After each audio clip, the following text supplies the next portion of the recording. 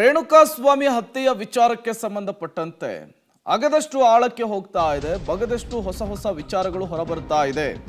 ಸ್ವಾಮಿ ಕೊಲೆ ಕೇಸ್ ದರ್ಶನ್ ಅವರನ್ನ ಸುತ್ತುವರೆದಿದ್ದು ಹೇಗೆ? ಕೊಲೆ ಕೇಸ್ನಲ್ಲಿ ದಾಸ ತಗಲಾಕೊಂಡಿದ್ದೆ ವೆರಿ ಇಂಟ್ರೆಸ್ಟಿಂಗ್ ವಿಚಾರ. ತಮ್ಮ ಹೆಸರನ್ನ ಹೇಳದಂತೆ ದುಡ್ಡು ಕೊಟ್ಟರು ಕೂಡ ಮತ್ತೆ ಅದೇ ಕೇಸ್ನಲ್ಲಿಯೇ ನಟ ದರ್ಶನ್ ತಗಲಾಕೊಂಡಿದ್ದಾರೆ. ಪಬ್ಲಿಕ್ ಟಿವಿಯಲ್ಲಿ ಇಂಟ್ರೆಸ್ಟಿಂಗ್ ಇನ್ಸೈಡ್ ಸ್ಟೋರಿ. ರೇಣುಕಾಸ್ವಾಮಿಯ ಹತ್ಯೆ ಕಾರಣ ಪವಿತ್ರ ಗೌಡಗೆ ಮಾಡಿರುವಂತಹ ಅಶ್ಲೀಲ ಮೆಸೇಜ್. ಆಗಬಾರದ ಘಟನೆ ಆಗಿ ಹೋಯಿತು. ಅದರಿಂದ ತಪ್ಪಿಸಿಕೊಳ್ಳುವುದಕ್ಕೆ ದರ್ಶನ್ 30 ಲಕ್ಷ ಹಣವನ್ನ ಬೇರೆ ಆರೋಪಿಗಳಿಗೆ ಹಂಚಿಸುವಂತಹ ಕೆಲಸವನ್ನು ಮಾಡ್ತಾರೆ. ಅದರಲ್ಲಿ ಅವರನ್ನು ಇನ್ವಾಲ್ವ್ ಮಾಡುವಂತಹ ಕೆಲಸವನ್ನು ಮಾಡ್ತಾರೆ. ಹಣವನ್ನು ವಹಿಸಿದ್ರು, ಎಷ್ಟೇ ಪ್ಲಾನ್ ಮಾಡಿದ್ರು ಕೂಡ ದರ್ಶನ್ ಇದರಲ್ಲಿ ತಗಲಾಕೊಂಡಿದ್ದಾರೆ. ಹಾಗಾದ್ರೆ ದರ್ಶನ್ ತಗಲಾಕೊಂಡಿದ್ದು ಹೇಗೆ? ಮೊದಲು ಸ್ವಾಮಿಯನ್ನ ಕೊಲೆ ಮಾಡಿ ಸುಮ್ಮನಹಳ್ಳಿ ಬ್ರಿಡ್ಜ್ ಬಳಿ ಬಿಸಾಡ್ತಾರೆ ಮೂವರು. ಬಳಿಕ ಕಾಮಾಕ್ಷಿಪಾಳ್ಯ ಪೊಲೀಸರ ಎದುರು ಶರಣಾಗ್ತಾರೆ ನಿಖಿಲ್ ನಾಯಕ್, ಕಾರ್ತಿಕ್ ಅಲಿಯಾಸ್ ಕಪ್ಪೆ, ಕೇಶವಮೂರ್ತಿ. ಕೊಲೆ ಕೇಸ್ನಲ್ಲಿ ಶರಣಾದವರು ಪೊಲೀಸರ ಮುಂದೆ ದರ್ಶನ್ ಹೆಸರನ್ನ ಹೇಳಲ್ಲ. ದರ್ಶನ್ ಹೆಸರು ಆಚೆ ಬರದಂತೆ ಆರೋಪಿಗಳಿಗೆ ಡಿ ಗ್ಯಾಂಗ್ 30 ಲಕ್ಷ ರೂಪಾಯಿ ಹಣವನ್ನು ಕೊಟ್ಟಿರುತ್ತೆ. ಪೊಲೀಸ್ ಭಾಷೆಯಲ್ಲಿ ವಿಚಾರಿಸಿದಾಗ ಆರೋಪಿಗಳು ವಿನಯ್ ಪ್ರದೂಷ್ ಹೆಸರನ್ನ ಹೇಳ್ತಾರೆ. ಈ ವಿನಯ್ ಪ್ರದೂಷ್ ಮೂಲಕವೇ ದರ್ಶನ್ ಇವರಿಗೆ ಹಣವನ್ನು ಕೊಟ್ಟಿದ್ರು ಅನ್ನುವಂತಹ ವಿಚಾರ ಕೂಡ ಈಗಾಗಲೇ ಮುನ್ನೆಲೆಗೆ ಬಂದಿದೆ. ರಾತ್ರಿ ಇಡೀ ಪೊಲೀಸರಿಂದ ಪ್ರದೂಷ್, ಸ್ಟೋನಿ ಬ್ರೂಕ್ ಮಾಲೀಕ ವಿನಯನ್ನ ವಿಚಾರಣೆ ಮಾಡಲಾಗುತ್ತೆ. ಆ ಸಂದರ್ಭದಲ್ಲಿ ದರ್ಶನ್ ಅವರ ಹೆಸರು ಮುನ್ನೆಲೆಗೆ ಬರುತ್ತೆ. ಯಾವಾಗ ದರ್ಶನ್ ಹೆಸರು ಈ ಪ್ರಕರಣದಲ್ಲಿ ಕೇಳಿ ಬಂತೋ ಇದೊಂದು ಹೈ ಪ್ರೊಫೈಲ್ ಕೇಸ್ ಅನ್ನೋದು ಕೂಡ ಪೊಲೀಸರ ಗಮನಕ್ಕೆ ಬರುತ್ತೆ.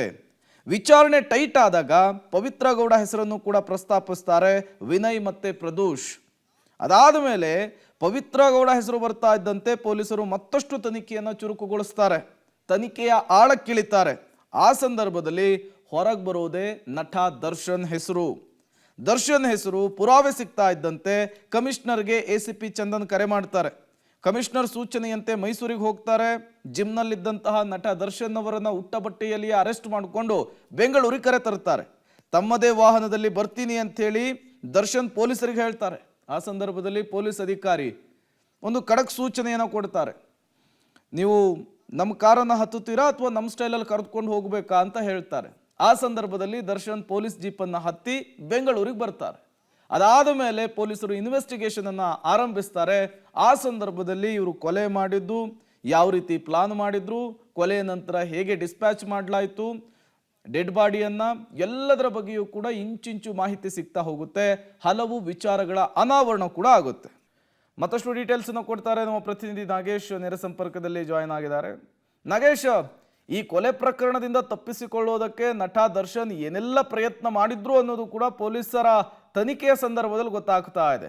ಆದರೂ ಕೂಡ ಸುತ್ತಿ ಬಳಸಿ ಈ ಕೊಲೆ ಕೇಸ್ ದರ್ಶನ್ ಬುಡಕ್ಕೆ ಬಂದು ನಿಂತಿದ್ದೆ ಹೆಂಗೆ ಅಂತ ಹೇಳಿ.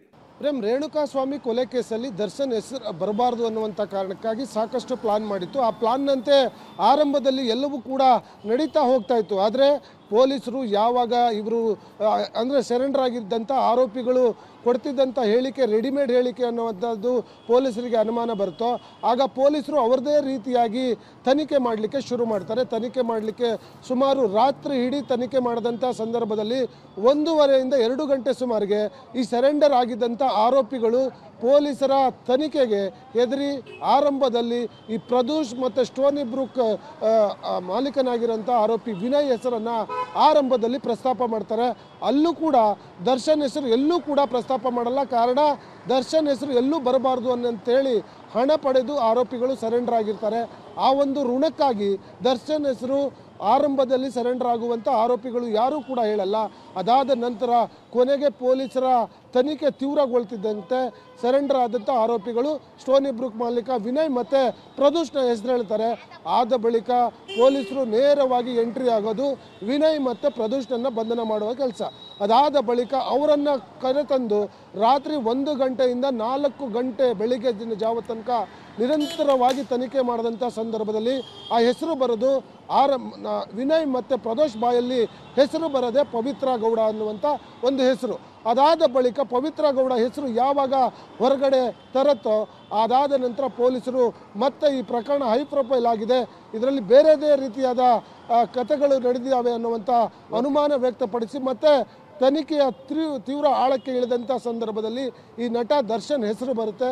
ದರ್ಶನ್ ಹೆಸರು ಬಂದ ತಕ್ಷಣ ದರ್ಶನ್ ಬಂಧನ ಮಾಡಲಿಕ್ಕೆ ಬೇಕಾಗುವಂಥ ಎವಿಡೆನ್ಸ್ಗಳನ್ನೆಲ್ಲವನ್ನು ಕೂಡ ರೆಡಿ ಮಾಡಿಕೊಂಡು ಈ ವಿಚಾರದಲ್ಲಿರುವಂಥ ದರ್ಶನ್ ಪಾತ್ರದ ಬಗ್ಗೆ ಕಮಿಷನರ್ಗೆ ಮಾಹಿತಿ ನೀಡ್ತಾರೆ. ಕಮಿಷನರ್ 1 ಗಂಟೆ ಆದ ನಂತರ ಮತ್ತೆ ಕರೆ ಮಾಡಿ ಆತನನ್ನು ಬಂಧನ ಮಾಡುವಂಥ ಸೂಚನೆ ಕೊಟ್ಟ ಬಳಿಕ ಮೈಸೂರಿಗೆ ಹೋಗಿ ದರ್ಶನನ್ನು ಬಂಧನ ಮಾಡಿರುವಂಥ ವಿಚಾರ ಪೊಲೀಸರ ತನಿಖೆ ವೇಳೆ ಗೊತ್ತಾಗ್ತಿರುವಂಥದ್ದು. ಪ್ರೇಮ್, ಥ್ಯಾಂಕ್ ಯು ನಾಗೇಶ್ ತಮ್ಮೆಲ್ಲ ಮಾಹಿತಿಗಾಗಿ.